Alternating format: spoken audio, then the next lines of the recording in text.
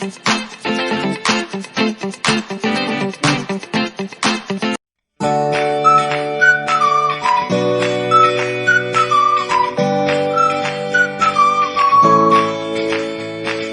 Friends, welcome to Masters Academy YouTube channel. Last video lectures में हम लोगों ने थर्मोडायनेमिक्स में काफ़ी कुछ सीखा था, जिसमें आपको हमने बताया था फर्स्ट लॉ ऑफ थर्मोडायनेमिक्स।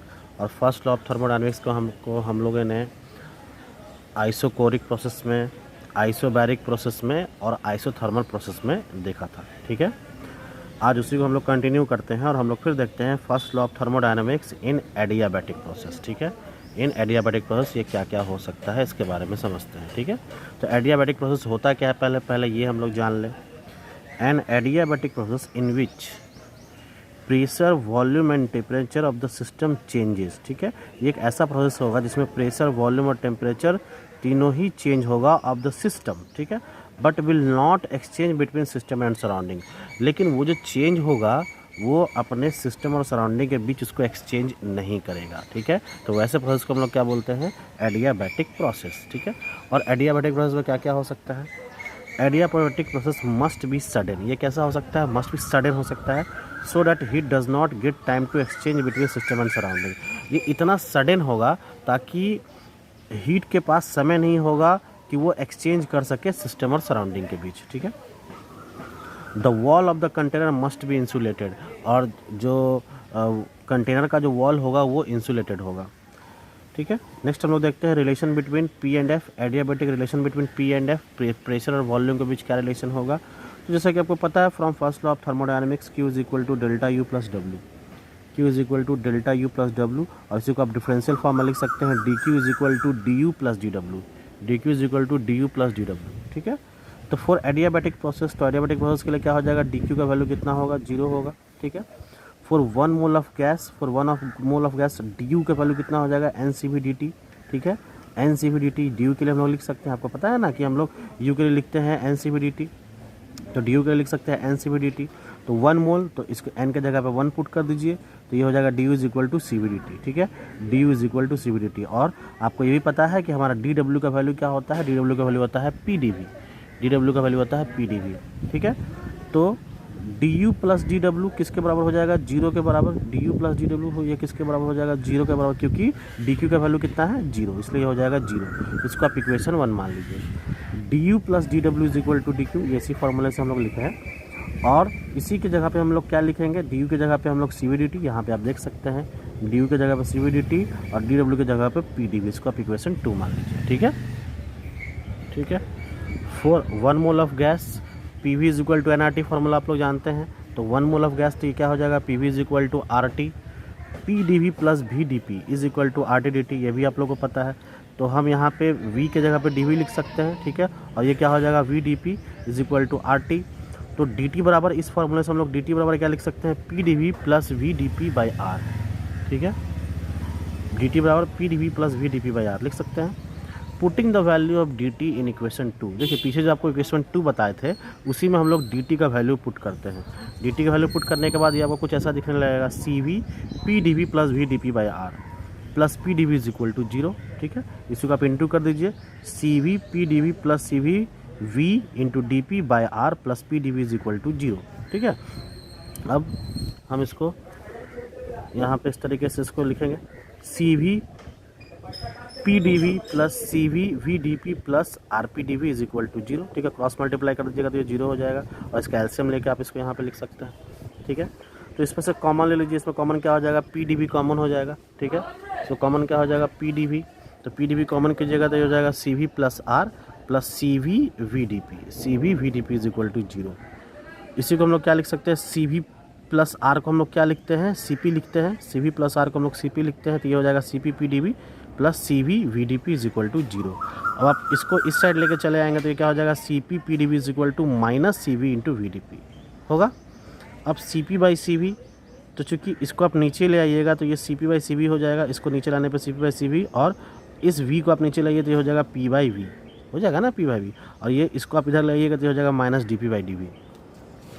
तो C P by C V into P V plus dp/dv, आप इसको आप इस साइड ले आइए, ये हो जाएगा प्लस dp/dv। ठीक है, तो हम लोग क्या करते हैं, Cp/Cv को हम लोग गामा कंसिडर कर लेते हैं। ठीक है, Cp/Cv को हम लोग गामा कंसिडर कर लेते हैं। ठीक, यहाँ पे इस तरीके से। ठीक है, तो ये जो फॉर्मूला है ये किस में कन्वर्ट हो जाएगा, gamma p/v plus dp/dv, gamma p/v plus dp/dv is equal to 0। ठीक है, तो gamma p/v is equal to minus dp/dv हो जाएगा, इसको आप इधर ले आएंगे तो। ठीक है, तो गामा बराबर क्या हो जाएगा, माइनस dp/p प्लस v/dv, इसको आप इंटू कर दीजिए, प्लस v/dv। ठीक है, फिर आगे हम क्या लिख सकते हैं, ये देखिए, फिर हो जाएगा gamma dv/v, gamma dp/v is equal to minus dp/p। ठीक है, is equal to minus dp/p।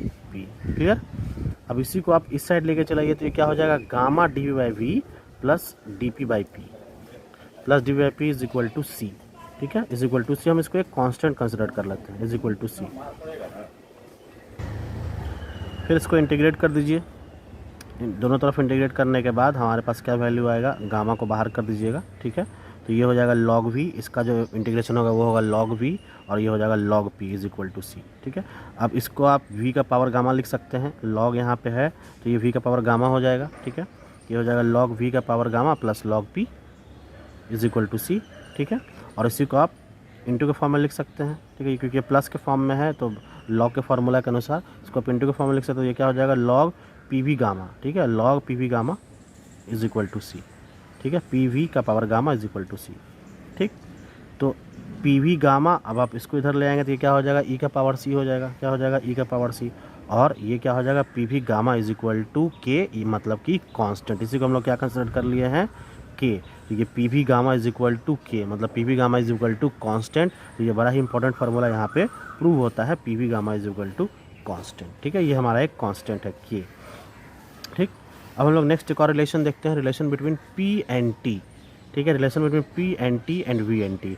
P का मतलब क्या हुआ, pressure and temperature and volume and temperature. ठीक है, यही हमारा रिलेशन होगा। तो for 1 mole of gas PV is equal to nRT होता है, तो n का जगह पे हम 1 पुट कर देंगे तो PV बराबर RT हो जाएगा।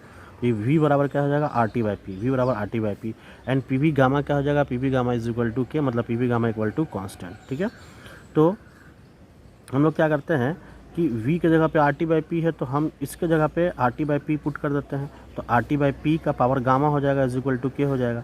तो ये जो P होगा उसको हम लोग कैसे लिखेंगे, वो लिखेंगे P का पावर 1 माइनस गामा, R का पावर गामा, T का power gamma is equal to K। ठीक है, इसको हम लिख सकते हैं इस तरीके से, क्योंकि पावर गामा है। तो अब ये जो P का पावर 1 माइनस गामा है वो किसके बराबर हो जाएगा, क्योंकि ये नीचे आ जाएगा तो K/R का पावर गामा, T का पावर गामा हो जाएगा। ठीक है, तो इस T को आप इससे इंटू कर दीजिए, तो P का पावर 1 माइनस गामा, T का power gamma is equal to K/R का पावर गामा। ठीक है, तो ये क्या हो जाएगा, K/R का पावर गामा। इसको आप एक न्यू कांस्टेंट, एक नया कांस्टेंट कंसिडर कर सकते हैं। ठीक है, तो चूँकि हम लोग को पता है P बराबर RT/V होता है, P बराबर RT/V होता है, तो RT/V V का power gamma is equal to K, ये भी हम लोग पढ़े थे। तो RT/V का power gamma -1 is equal to K, तो ये क्या हो जाएगा, V का पावर गामा -1 इंटू T, और ये किसके बराबर हो जाएगा, K/R, और इसको आप एक अनदर कांस्टेंट कंसिडर करें। ठीक है, ये क्या हो जाएगा, एक अनदर कांस्टेंट। तो आपको 2 फार्मूला मिला, जो भी आप पीछे देखें, और फिर उसका दिए हमें एक दूसरा नया कांस्टेंट मिला। ठीक है, अब इसका स्लोप ऑफ PV कर्व कैसा होगा, स्लोप ऑफ PV कर्व, तो dp/dv is equal to minus gamma p/v, dp/dv is equal to minus gamma p/v। ठीक है, जिसका हो जाएगा slope of curve. Specific heat क्या होगा, तो चूँकि फार्मूला आप लोग जानते हैं, C is equal to Q/m delta T, तो Q का वैल्यू क्या होता है, 0 होता है, किसमें, एडियाबैटिक प्रोसेस में। तो Q का वैल्यू अगर 0 हो जाएगा तो हमारा C का वैल्यू क्या हो जाएगा, 0, मतलब कि एडियाबैटिक प्रोसेस में स्पेसिफिक हीट का वैल्यू कितना होगा, 0 होगा। ठीक है, ये चीज़ याद रखेंगे आप लोग। अब एडियाबैटिक इलास्टिसिटी क्या होता है। ठीक है, bulk modulus of gas at constant heat is called adiabatic elasticity. ठीक है, तो bulk modulus of gas at constant heat is called adiabatic elasticity. ठीक है, तो EAD मतलब E adiabatic is equal to beta मतलब bulk modulus is equal to delta P by minus delta V by V. इसी को हम लोग differential form में लिख सकते हैं D P by minus D V by V, और D P by minus D V by V is equal to gamma P. ठीक है, ये क्या हो जाएगा, गामा पी के बराबर। तो ई एडियाबैटिक जो है वो किसके बराबर हो जाएगा, गामा पी के बराबर हो जाएगा। ठीक है, इसके बराबर गामा पी के बराबर। इसका मतलब, और हम लोग पहले से जानते हैं ई आइसो मतलब ई आइसोथर्मल कितना होता है, पी के बराबर होता है। तो ई एडियाबैटिक कितने के बराबर हो जाएगा, गामा ई आइसो, गामा ई आइसो, क्योंकि ई एडियाबैटिक जो है वो गामा पी के बराबर होता है, और पी किसके बराबर है, ई आइसो के बराबर, ई आइसोथर्मल के बराबर। तो E adiabatic is equal to gamma E isothermal. ठीक है, तो इस तरीके से हम लोग इसको समझ सकते हैं। अब वर्क डन कितना होगा, ये वर्क डन हम लोग देख लेते हैं। ठीक है, तो वर्क डन बराबर हम लोग पहले से फार्मूला जानते हैं, P I V I minus P F V F by gamma minus one. ठीक है, चूँकि P V is equal to N R T होता है और P I V I is equal to N R T I होता है, तो P F V F is equal to N R T F. ठीक है, P F V F is equal to N R T F. तो W बराबर कितना हो जाएगा, N R T I minus T F by gamma minus one. ठीक है, N R T I minus T F by gamma minus one. Clear है। ठीक, अब first law of thermodynamics in adiabatic process देख लेते हैं, क्योंकि हम लोग को पहले से मालूम है। First law of thermodynamics in adiabatic process हम लोग को पहले से मालूम है, Q is equal to delta U plus W होता है। तो Q का वैल्यू जीरो, क्योंकि एडियाबैटिक प्रोसेस में Q का वैल्यू जीरो होगा, जीरो। और इसको हम लोग लिख सकते हैं डेल्टा यू को U F minus U I मतलब final U minus initial U plus W. और यू आई का वैल्यू क्या हो जाएगा, इसको आप इधर ले, U I will be equal to U F plus W, और यू एफ का वैल्यू क्या हो जाएगा, यू आई माइनस डब्ल्यू। ठीक है, तो इस तरीके से first law of thermodynamics in adiabatic process कुछ इस तरीके से काम करेगा। ठीक है, अब एक और प्रोसेस है जिसको हम लोग बोलते हैं पॉलीट्रॉपिक प्रोसेस। क्या बोलते हैं, पॉलीट्रॉपिक प्रोसेस। और ये पॉलीट्रॉपिक प्रोसेस होता क्या है, ये देख लीजिए। अ process in which P V gamma equals constant. ठीक है, वैसा प्रोसेस जिसमें पी वी गामा किसके बराबर हो, कांस्टेंट के बराबर हो, it's called polytropic process in which उसमें gamma will be not equal to one. ठीक है, गामा जो है वो एक के बराबर नहीं होगा या फिर गामा के भी बराबर नहीं होगा। ठीक है, gamma will be equal to not equal to one और नॉट इक्वल टू गामा। ठीक, work done in polytropic process क्या क्या हो सकता है, ये देख लेते हैं। As we have calculated in adiabatic process, here work done is also work done अभी हम लोग इसको कैलकुलेट किए थे। वर्क डन बराबर N R gamma minus one T I minus T F, T I minus T F. ठीक है, अब इसके हम लोग आगे देखते हैं। ठीक है, तो वर्क डन बराबर आप T I minus T F था, तो इसको आप T F minus T I कर देंगे तो यहाँ पर माइनस हो जाएगा। W will be equal to minus N R by gamma minus one T F minus T I लिख सकते हैं इसको। तो ये कितने के बराबर हो जाएगा, work done will be equal to minus N R by gamma minus one into delta T, क्योंकि T F minus T I क्या होता है, डेल्टा टी होता है। ठीक है, if N is equal to one that is for one mole of gas, अगर N बराबर वन हो तो डब्ल्यू बराबर हमारा वैल्यू क्या हो जाएगा, minus R delta T by gamma minus one. ठीक है, minus R delta T by gamma minus one, ये हमारा वर्क डन हो जाएगा। ठीक है, अब स्पेसिफिक हीट कितना होगा इसमें। ठीक है, specific heat, if C is the molar specific heat then heat required to increase the temperature of 1 mole of gas by delta T। ठीक है, तो Q will be equal to NC delta T हम लोग जानते हैं, NC delta T। तो for 1 mole तो ये Q बराबर Q is equal to C delta T हो जाएगा। तो in first law of thermodynamics तो हमें पता है formula Q is equal to delta U plus W। तो Q की जगह पे हम लोग क्या लिखेंगे, C डेल्टा T, और डेल्टा U की जगह पे क्या लिखेंगे, CB डेल्टा T। अब प्लस वर्क डन अभी भी हम लोग निकाले थे, ये क्या होता है, minus R delta T by gamma minus one. तो minus R delta T by gamma minus one, तो C बराबर क्या हो जाएगा formula, CV minus R by gamma minus one. ठीक है, CV minus R by gamma minus one. ठीक है, तो ये था हमारा फर्स्ट लॉ ऑफ थर्मोडायनेमिक्स, जो कि आपको सारे प्रोसेस में बता दिया गया है। लेकिन फर्स्ट लॉ ऑफ थर्मोडायनेमिक्स का कुछ वीकनेस भी है। ठीक है, कुछ वीकनेस होने के कारण ही हम जो है सेकेंड लॉ ऑफ थर्मोडायनेमिक्स को इंट्रोड्यूस करते हैं। आखिर किसी चीज़ का सेकेंड वर्जन क्यों आता है, जैसे कि फॉर एग्जांपल मोबाइल फील्ड में ही आप जाएं, कम्युनिकेशन फील्ड में ही जाए, तो 2G आया, 3G आया, 4G आया, अब हम 5G आने वाला है। ठीक है, तो ये क्या है कि आखिर 2G को हम लोग क्यों अस्वीकार किए, क्योंकि 2G से अच्छा फैसिलिटी और रिस्पांस 3G में मिलने लगा। 3G को क्यों अस्वीकार किए, क्योंकि 3G से अच्छा फैसिलिटी हमें 4G में मिलने लगेगा। अगर 4G हम लोग अब क्यों अस्वीकार करेंगे, क्योंकि आपको 5G मिलने लगेगा अच्छा। तो इसी तरीके से कुछ वीकनेस उसमें होते हैं, जिससे कि हमें जानना ज़रूरी होता है। इसीलिए पहले हम लोग उस वीकनेस को देखते हैं, फिर हम लोग देखेंगे सेकेंड लॉ ऑफ थर्मोडायनेमिक्स। ठीक है, तो देखिए weakness of first law of thermodynamics and need of second law of thermodynamics. ठीक है, वीकनेस क्या था हमारा फर्स्ट लॉ ऑफ थर्मोडायनेमिक्स का, और आखिर क्या नीड पड़ा हमें सेकंड लॉ ऑफ थर्मोडायनेमिक्स का। ठीक, तो चलिए पहला point, it does not tells about the direction of flow of heat. हाँ, ये बिल्कुल सही। देखिए, ये जो फर्स्ट लॉ ऑफ थर्मोडायनेमिक्स है, ये तो आप कितना सारा कैलकुलेशन कर लिया, लेकिन आपको ये बताया क्या कि हीट कहाँ से कहाँ फ्लो कर रहा है, ये बताया नहीं। इसलिए it does not tells about the direction of flow of heat, ये कभी भी direction of flow of heat को नहीं बताता है। Heat always flow from hot body to a cold body, और हीट हमेशा हॉट बॉडी से कोल्ड बॉडी में फ्लो कर रहा है। But first law has no explanation why heat can't flow from cold body to hot body, और first law के पास कोई एक्सप्लेनेशन नहीं है कि आखिर कोल्ड बॉडी से हॉट बॉडी में हीट क्यों नहीं ट्रांसफ़र हो सकता है, या फिर हॉट बॉडी से कोल्ड बॉडी में हीट क्यों नहीं ट्रांसफ़र हो रहा है।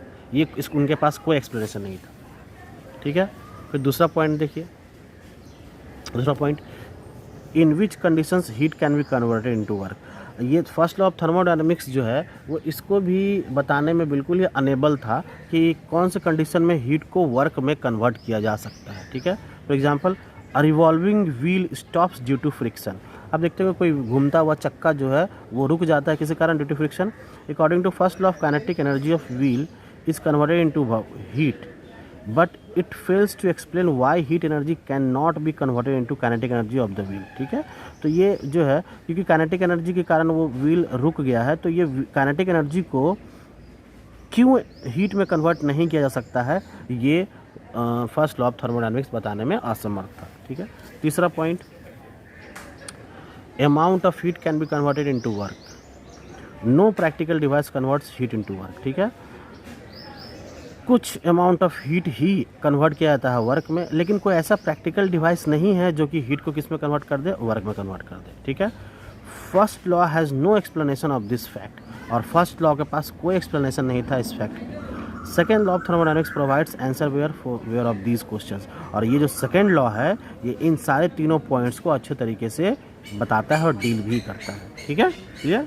तो चलिए हम लोग सबसे पहले देखते हैं सेकेंड लॉ ऑफ थर्मोडायनेमिक्स होता क्या है।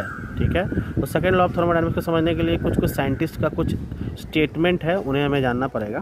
तो सबसे पहले पहला स्टेटमेंट है केल्विन प्लैंक स्टेटमेंट। ठीक है, वो क्या है, केल्विन प्लैंक स्टेटमेंट। ठीक है, it is impossible to construct an engine that can convert heat completely into work. ठीक है, तो केल्विन प्लैंक्स का पहला स्टेटमेंट क्या था कि ये बहुत ही कठिन है वैसा इंजन का निर्माण करना जो पूरे हीट को कम्प्लीटली वर्क में कन्वर्ट कर दे। ठीक है, विदाउट प्रोड्यूसिंग एनी इफेक्ट, और बिना किसी अदर इफेक्ट को प्रोड्यूस किए हुए। ठीक है, according to the statement the efficiency of any heat engine always भी लेस देन 100%। ठीक है, तो इस स्टेटमेंट के अनुसार कि दुनिया में कोई भी ऐसा मशीन नहीं है जिसका 100% इफ़िशियंसी हो। ठीक है, क्या हो, 100% इफ़िशियंसी हो। क्लियर? तो ये किसका स्टेटमेंट था, केल्विन प्लैंक स्टेटमेंट। अब क्लाउसिस स्टेटमेंट हम लोग देखते हैं। Clausius, for a self acting machine it is impossible to transfer heat from a colder body to a hotter body. ठीक है, तो ये क्या कह रहा है, अगर कोई सेल्फ एक्टिंग मशीन है तो ये बहुत ही कठिन होगा कि वो किसी कोल्डर बॉडी से हॉटर बॉडी में हीट को ट्रांसफ़र कर सके। ठीक है, hotter body without the aid of external agency. ठीक है, मतलब बिना किसी एक्सटर्नल एजेंसी के हेल्प लिए हुए ये कोई मशीन के पास इतना कैपेसिटी नहीं है कि वो हीट को ट्रांसफ़र कर सके from colder body to hotter body. ठीक है, तो ये किसका स्टेटमेंट था, क्लाउसिस स्टेटमेंट था। ठीक है, इसी में एक और टर्म है इंट्रॉपी। ये इंट्रॉपी क्या होता है इसको भी समझ लेते हैं। Entropy is the another thermodynamical variable which many times very useful to understand the system. ठीक है, ये एक ऐसा थर्मोडायनामिकल वेरिएबल है जिससे कि हम लोग इस्तेमाल करते हैं सिस्टम को समझने के लिए। ठीक है, जिसको हम लोग इस्तेमाल करते हैं सिस्टम को समझने के लिए।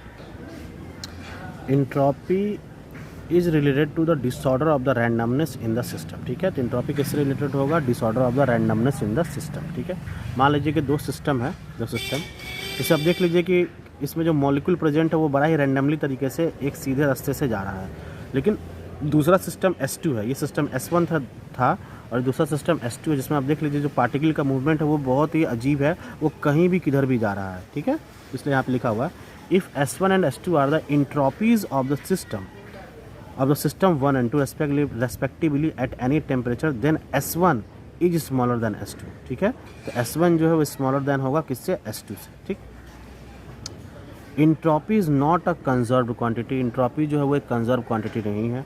Entropy can be created but can not be destroyed, entropy को क्रिएट किया जा सकता है लेकिन इसे डिस्ट्रॉय नहीं किया जा सकता है। Entropy of the universe always increases, ठीक है, यूनिवर्स में जो इंट्रॉपी जो है वो हमेशा क्या होता जाएगा, इंक्रीज करते जाएगा। ठीक, तो एक फार्मूला आप लोगों को पता होगा, डेल्टा एस बराबर क्या होता है, डेल्टा क्यू बाई टू। ठीक है, delta Q by T, where T is a constant. For system of variable T, for system of variable T, इसको हम लोग कैसे लिखेंगे, delta S is equal to S F minus S I लिख सकते हैं, चेंज इन डेल्टा एस को लिख सकते हैं एस एफ माइनस एस आई, और उसी को हम लोग लिख सकते हैं, चूँकि ये डेल्टा क्यू बाई टी था उसको हम लोग डिफरेंशियल फॉर्म में लिख सकते हैं ना, D Q by D T integral, और एस आई से एस एफ क्या हो जाएगा इसका, डेल्टा एस। ठीक है, नोट में एक चीज़ लिखा हुआ है, इसको भी आप लोग ध्यान से देख लें। The second law of thermodynamics can be stated in the terms of as of entropy. ठीक है, सेकेंड लॉ ऑफ थर्मोडायनेमिक्स को इंट्रॉपी के टर्म्स में भी समझा जा सकता है। It is impossible to have a process in which the entropy of an isolated system is decrease. ठीक है, तो ये इम्पॉसिबल होगा to have a process in which entropy of the isolated system is decrease. ठीक है, इसमें entropy जो है वो किसी भी आइसोलेटेड सिस्टम के लिए डिक्रीज हो जाए। ठीक, आई होप कि आपको ये समझ में आ रहा होगा। अगर नहीं समझ में आ रहा होगा तो इस वीडियो को बार बार देखें। ठीक है, एक दो बार और सुने, जितना ज़्यादा सुनेंगे उतना ज़्यादा आपको फ़ायदा होगा। ठीक है, कोई भी डाउट हो तो आप उसको बेधड़क कमेंट सेक्शन में जाके आप पूछ सकते हैं। ठीक है, बाकी हम लोग नेक्स्ट वीडियो लेक्चर में आएंगे तो आपको हम बताएंगे हीट इंजन के बारे में, हीट इंजन क्या होता है, और उससे रिलेटेड उसके पार्ट्स के बारे में बताएंगे। ठीक है, आज के लिए इतना ही, थैंक यू।